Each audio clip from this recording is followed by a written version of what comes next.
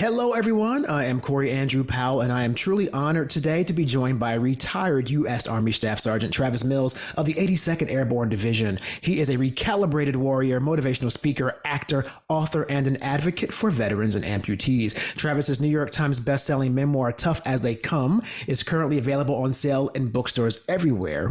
Now, despite losing portions of both arms and legs from an IED while on active duty in Afghanistan, Travis continues to overcome life's challenges, breaking physical barriers and defying all the odds. He lives up to the motto, never give up, never quit. And his new book, which I might have too much of a glare on my computer there, but his new book is called Bounce Back, 12 Warrior Principles to Reclaim and Recalibrate Your Life. Travis, welcome to Motivational Mondays. Hey, thanks for having me, champion. What a wonderful introduction. You nailed it, by the way. Well, thank you. Well, listen, you lived it. You lived it. So the least I could do is summarize it properly for everyone. So as I said, truly, it is an honor. And I mean that seriously. I know people say that, but it is because for me, people who make a decision to go into the military, who just decide to go into law enforcement, and who also are in the academic field, like teachers, all those people are always I just admire those choices, because very often those are thankless situations where you give so much. So thank you for your sacrifice and service to our country. Yeah, I appreciate it. I'll be honest with you. I tried college out. Wasn't my thing. I missed the camaraderie of a sports team because I was playing some college football, and the military was something I was always interested in. So I decided to try it out, thinking I'll do 4 years. I'll be, more mature. I'll go back to college. If I don't like the military, I'll get out. But I ended up really enjoying it and re-enlisting while I was in. Wow. It's interesting you say that too, because for a kid, for me, like growing up in the 80s, there was like this sort of period where there was a generation that did not have like wars going on for the first time for a moment, and after Vietnam, and the military was like an option for people who wanted to go to college or, quote, see the world. Like, it was really interesting that the motivation when I was young for going to college was almost sort of like an alternative option, if you will, to going to college or getting college paid for, etc. So then things change, of course, very different in the next decades or so. And you find yourself going into combat. So if you would just so people have a little bit of the backstory in your own words, what was that situation like for you when you had this life-changing experience? For all the people out there that are your listeners, your followers, obviously you do a great job with recruiting people to listen and get these Motivational Mondays. Thank you. I was in Afghanistan for my third trip over. I was a squad leader in the 82nd Airborne Division. I was in charge of the big, heavy machine guns, which is a senior squad leader spot. So out of 40 guys in my platoon, I was 24 years old, and I was the third highest ranking non-commissioned officer in my unit. So I had guys that were older than me and been in longer, but I was still their boss. And we were mixing it up with the Taliban regularly, weekly. And we went on patrol on April 10th of 2012, came to a short halt. I put my backpack on the ground, and as soon as it hit the ground, I landed on a bomb, and the bomb went off, and it took my right arm, right leg off instantly. And then my left leg was broken pretty bad, muscle and tendon holding it on, but that was about it, some skin. And my left wrist was blown out pretty bad. And when it was all said and done, through the medics working on me, the helicopter ride, the hospital, it was 14 hours of surgery. I was a triple amputee. And then 2 days after that, they flew me to Bagram, Afghanistan, and they had cut my left hand off the rest of the way. So I was then a quadruple amputee. And then they woke me up April 14th, which was my 25th birthday. And I got the chance to find out I had no arms and legs anymore due to a roadside bomb. And then I started questioning, why this happened? Am I a bad person? Faith-based, does God hate me? I was wondering, how can I still be a husband and a father? Because at the time, my wife was 23 and we had a 6-month-old daughter at the time. And then the big question I had was why didn't I just die? How is this going to be better for people? And that's it's kind of a fast forwarded version, but then I made it back to the States on the 17th of April, and they had taken me for emergency surgery. So my wife came to see me, get out of the truck, off the truck to go to the hospital, and they stopped her and made her sign paperwork to take me into emergency surgery, cut my right leg higher. And the next day when I saw her, I told her, you know what, you don't got to do this. You can take the house, the cars, any money. It's yours. And financially, whatever I can do forever, I'll do for you and Chloe, but you guys don't need this in your life. I'm just going to be a burden. So, you're good. And she didn't hesitate. My wife was like, that's not how this works. We'll go through this together. Then it was all about getting better. And again, this is a very abbreviated story. I understand that, but that's kind of where we're at. Well, listen, this is probably the second time I've done this show for 3 years now. I was like literally trying not to just break down in that. I was like, it is so harrowing. That is such an amazing story. And that level of grief and feeling like you don't understand why. I love that you kind of channel all that in this book, the 12 Warrior Principles, the Bounce Back book, because you talk about that feeling of wanting to know why something happens as opposed to just accepting that something happens and get better from it. So I actually, you have these great 12 principles in the book that I think are like actionable steps to get better and to do better in life. But I highlighted some of the 5 of the ones that I really wanted to talk about. And that is actually the one to begin with, which is the asking why. And you say about that, basically, which is the dog, that dog don't hunt expression, which I love. Stop torturing yourself and stop asking why. So talk a little bit about the pitfall of getting stuck in asking why versus just accepting. Yeah. I mean, for me, with my situation, you can sit there, why'd this happen? What if I would have did this? What if I would have done that? What if I would have changed this up? And I would do that in my hospital bed. I would do that. And then my wife would come by. My daughter would come lay on my chest and play with me. She was 6 months old. And then I would close my eyes and I'd hope and I'd wish and I'd pray this never happened. And I would think, when I open my eyes, this is all going to be a nightmare. I'm going to wake up and not be in this hospital bed. And I would open my eyes and I was still there. And I realized early on, one of the life lessons that I live by is don't dwell on the past, just reminisce it, because you can't change what happened yesterday. And I realized that if I kept asking why, and I kept playing out different scenarios of what could have happened, what I could have done different, I was going to get lost in just a whole, maze of what if I did this? What if I did that? And I realized that there's no answer that's ever going to suffice. There's no answer out there for me that is going to be like, now I get it. Like, that makes sense. So instead of being angry and bitter about the whole thing happening, I realized, stop asking why. And it's not like it's the easiest thing to do, right? You still wonder some days, but just accept, like, this is my new life. This is my new normal. I have no arms and legs, but I have prosthetics. My daughter was there with me the whole time. I learned how to walk with my daughter. And I don't think I'd be the same person if my daughter wasn't there. I think it might have been maybe a different outcome. But because I had my daughter there, needing me to be her father, my wife being by my side, being strong for us, and given the chance to live through my injuries where a lot of my friends overseas didn't make it back home.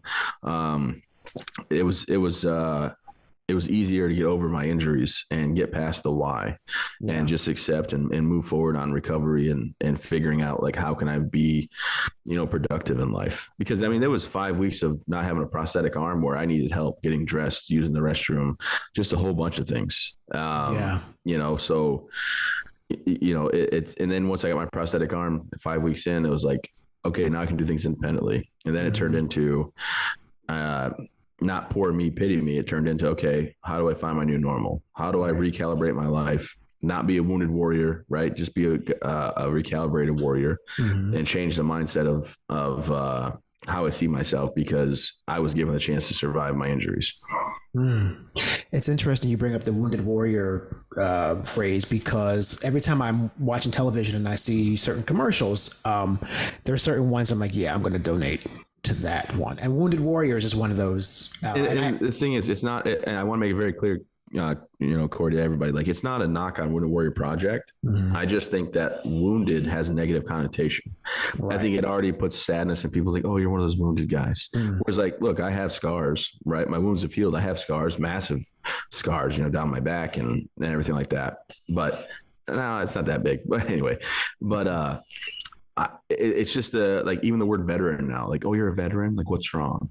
right? You're already like assumed to have something wrong because you're a veteran. Right. Whereas I'm like, no, I was proud to serve, thankful to have the opportunity, had a bad day at work. And, I don't need I don't need people feeling like there's something tremendously wrong with me. Like when I go and I speak, right? And I know I'm getting off topic here, but No, please. I was explaining to the last folks I talked to in New Mexico just 2 days ago. I was in New Mexico and I got to go to Denver tomorrow.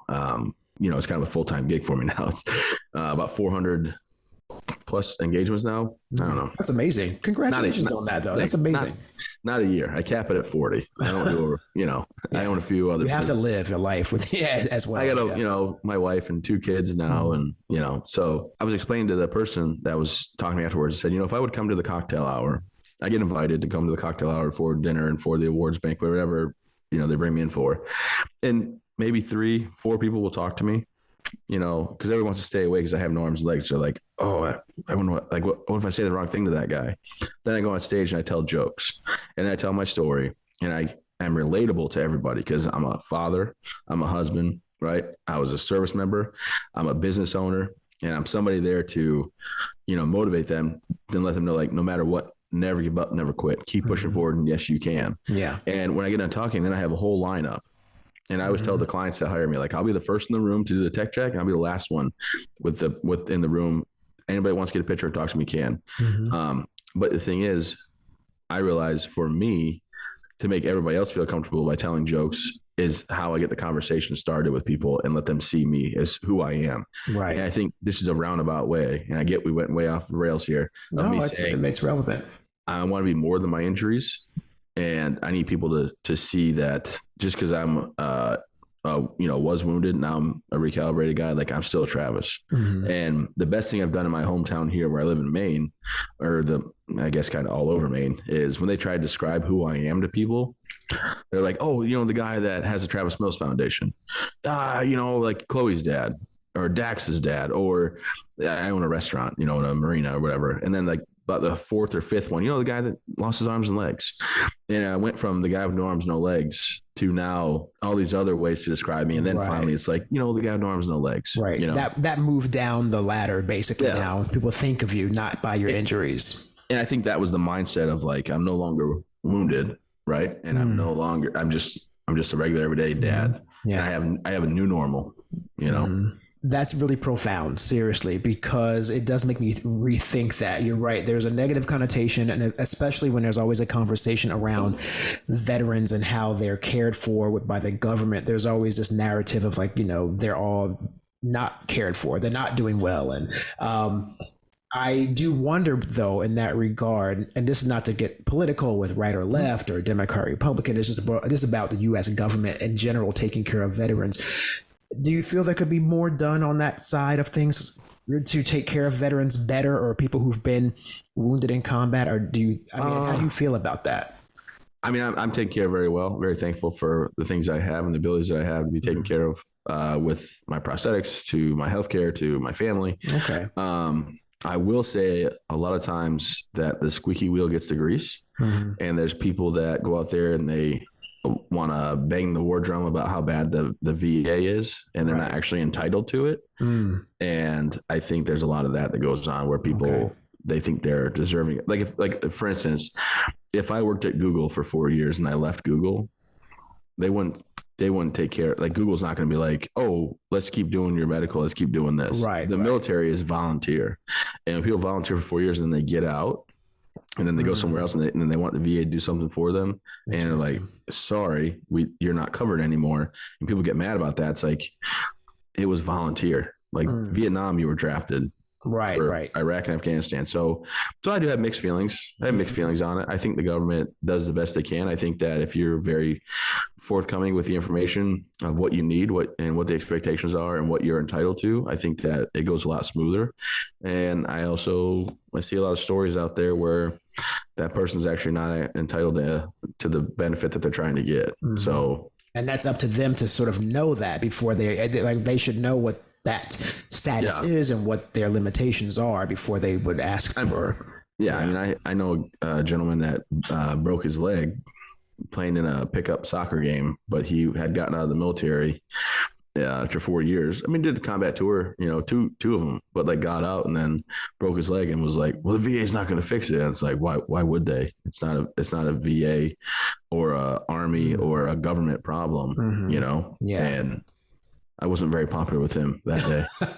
Well, I appreciate you saying that and telling me about that, because I had not thought about that. I think there's just, like I said, there's always a narrative of like, I'm in the military and and there's not enough being done for me, but I had not considered all those nuances. Are you active? How you were injured? Was it in combat? And that's different than your friend who broke his leg, violent, like kind of leisurely playing a sport, so I definitely appreciate that clarity. And I want people who are listening and watching to think about that now when they see or hear people say that the government's not doing enough, that it's probably a bigger story there. Well, I mean, and look, there's things that fall through the cracks. I'm not saying there's not. So, there's always room for improvement. I'm just saying that for my personal care, it's very good. So I'm very grateful. I'm very grateful for that. Okay. Rock and roll. That's awesome. Well, listen, more principles, more of your 12 principles. So one of the other one, of course, which I love, we kind of tapped into it, but it's unpack the rucksack, which is, like you just said, to process what happened so you can grow from it. So what I've discovered from all the very successful business owners or people who are successful in life, people who I've interviewed here on this podcast over the past few years, there is this common denominator of not getting stuck and sort of processing what you might have thought was a failure beforehand, or what you thought might have been a trauma. So this idea of actually owning that trauma and embracing that trauma as a means to bring you forward is also another sort of extension of what you said previously. But what do you feel about that, about, taking experiences and growing from them when they've been so traumatic? I mean, there's a balance of grievance and growth. How do you find that middle ground? We can make excuses for why something's the way it is. We can sit there and think we know what's going on, but until you fully look at it from all angles and like it says, unpack your rucksack, you're never really going to get to the bottom of why something's happening, what's causing you to feel a certain way. And, I believe that this book that I was fortunate to write, Bounce Back with Kathy Huck, I mean, it's not just my story, right? It's not just a military side story. Like this is other people's story, things they've been through: divorce, cancer, widowers, drug addiction, sexual abuse survivors, and things like that. And as far as the Unpack Your Rucksack, I know that actually he runs a very successful post-traumatic stress program for the military and first responders through the Travis Mills Foundation. James Prindle, it's his story in there about the rucksack. And he's talking about how he was always angry and mad after he got out of the Marines, and he explains what he was thinking, what he went through, and he couldn't fully heal until he took into consideration everything going on, exactly what was making him feel that way. And then now he's leading this very it's just the best in the nation. I don't know how to put it, innovative, but it's the best in the nation for post-traumatic stress Warrior Path program for the Travis Mills Foundation. And that's what my hope was for this book, was to incorporate other people's stories that are common, so people know that they're not alone out there. And I think your support group that you fall back on is the real key to success and recovery. And this chapter about Unpack Your Rucksack, it really opens up people's minds to think, okay, there's probably a deeper issue that I'm not taken care of. I'm not looking at all angles. I'm not really getting to the root of it. I'm just trying to Band-Aid to get through today, or Band-Aid to get through this situation, or this feeling I have once in a while. And, I think it really opens up people's minds to take a more, extensive look at themselves and figure out what's really going on.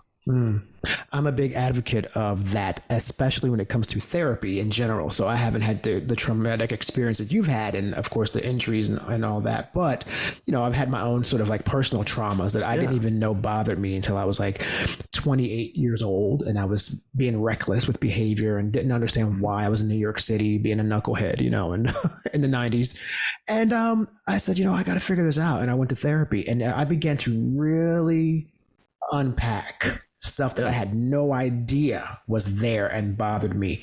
And it wasn't until, that point that I was able to move forward, and it changed everything. I mean, and for the better, right? Like I understood why I was doing things, trying to fill voids, with bad stuff. And, so I agree. You have to kind of get to the root of who you are and what ails you, if you will, before you can get better.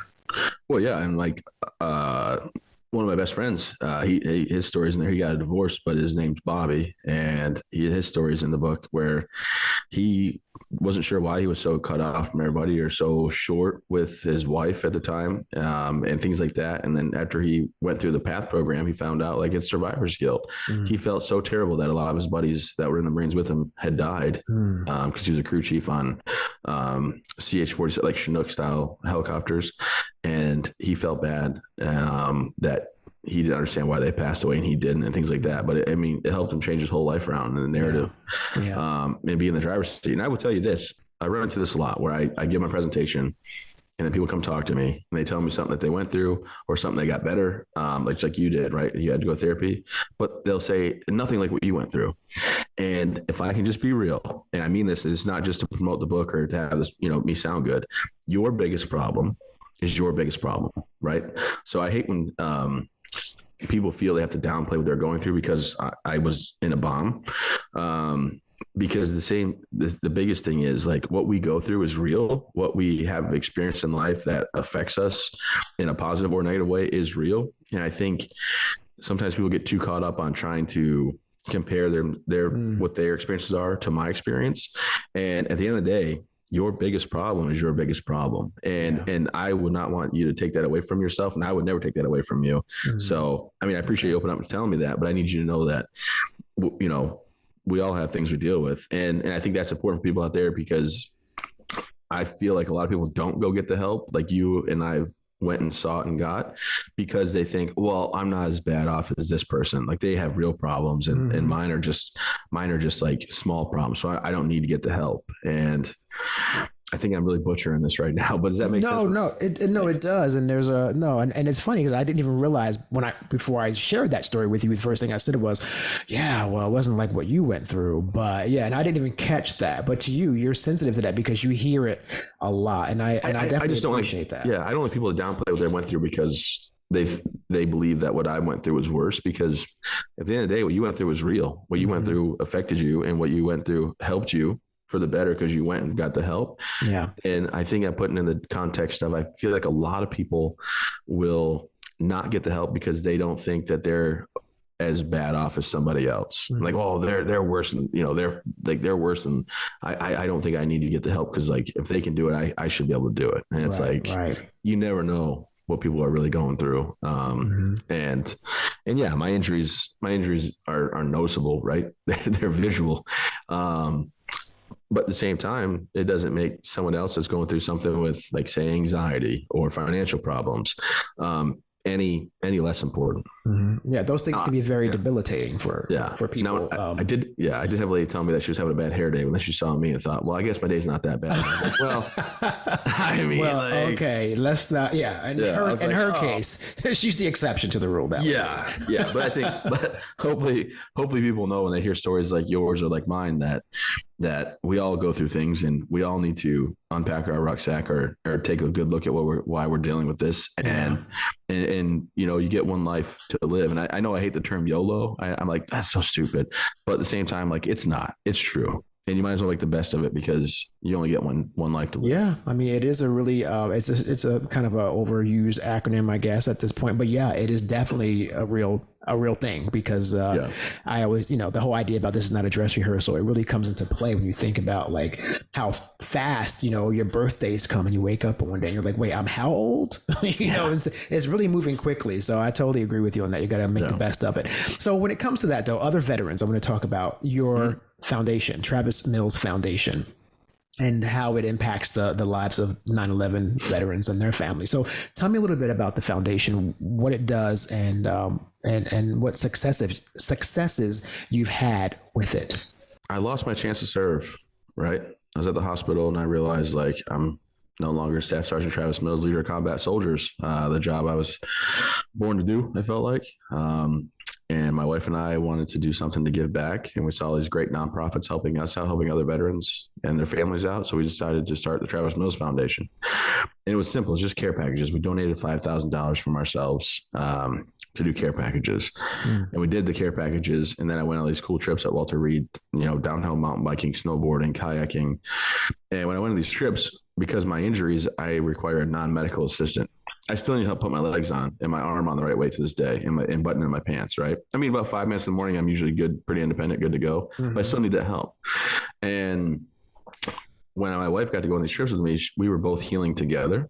And I was able to experience these like adrenaline rushes and these highs and these things where I was like, I'm not going to teach my kids how to play football, basketball, baseball, the sports I played, right? I mean, I can talk them through it, but I can't play catch. I can't, and that's okay. But I can still do these action sports. And it was so amazing. But I realized that the funding was for the service member to learn it. And they had to get as many service members as they could through. So the non-medical assistants were for the guys that were like me. And I thought, well, geez, I'm just so fired up. I can do this with my family. So let's start something for families. And it was just an idea that was born of bringing families out that have been through physical injuries due to service. And we did a proof of concept week at a camp we rented. We did another proof of concept week the next year. And we bought a facility and we opened it in 2017 after like 2 years of renovations. And now we bring out 8 families per week and show them to live life out the sidelines, no matter what their injuries are, spinal cord, amputations, something that's physically debilitating due to service. Could be a car accident stateside, could be overseas, getting blown up like me, but we bring them out and let them know, hey, go after it, live out the slogan of never give up, never quit. And then, because of my speaking and people talking about post-traumatic stress so much to me, we found a way to partner with Warrior Path program, and we do 12 weeks. Next year, we're doing 15 weeks of that. And that actually just had a new add-on where now it's not just combat veterans, but it's combat veterans and first responders. And we our annual budget's like $4.5 million. I've never taken a dime. I don't pay myself from the foundation. I don't take bonuses. I'm not on any salary. It's not about me and Kelsey getting paid for this. It's about giving back. And we're just grateful. We've grown to be one of the top veteran service organizations out there. We're doing really well. So I'm happy about that. Yeah. Yeah, that's incredible. I mean, so the activities, so these are like, as you mentioned, people who have these physical conditions. You have these different, I guess, sort of mechanisms in place that allow them to experience these sports, right? Like different, I would imagine some innovation going on there yeah. We make it adaptable. So like archery, we have like, I can shoot a bow and arrow. They found a way to like do up a harness for me where I hit my chin on it to release the arrow and hold the bow. And so we have archery, we have golfing, we have down, down the little hill or whatever across the road, we have all the water sports, kayaking, canoeing. And we have a high-rise ropes course, but we can put people in a wheelchair and do the ropes course. I mean, we made it fully accessible, barrier-free is our, what we strive for.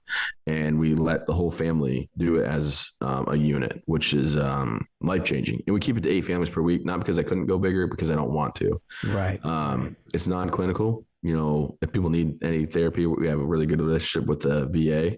We luckily, no one's had like a breakdown where we've had to do that. And then, the most healing or opening and sharing is around the bonfire, right? The kids are all worn out. They get their s'more, they go to bed.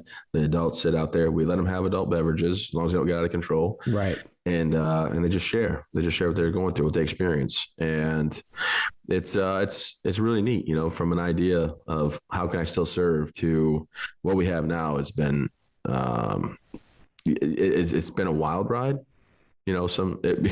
some sleepless nights, is this going to work? To now we just try to give back and do as much as we can. We have 7 different programs now, that we actually offer. So it's going really well. Wow, this is an amazing conversation. I thank you. And I want to just tell you that one of the most inspirational photos is your beautiful photo of you and your family on the back of the book, where it's just, that's a man who's grateful and has everything to live for with a beautiful family. And we are all better for it, for you being here and telling your story. So U.S. Army Staff Sergeant, retired U.S. Army Staff Sergeant Travis Mills of the 82nd Airborne Division and author of Bounce Back. Thanks for joining me today here on Motivational Mondays.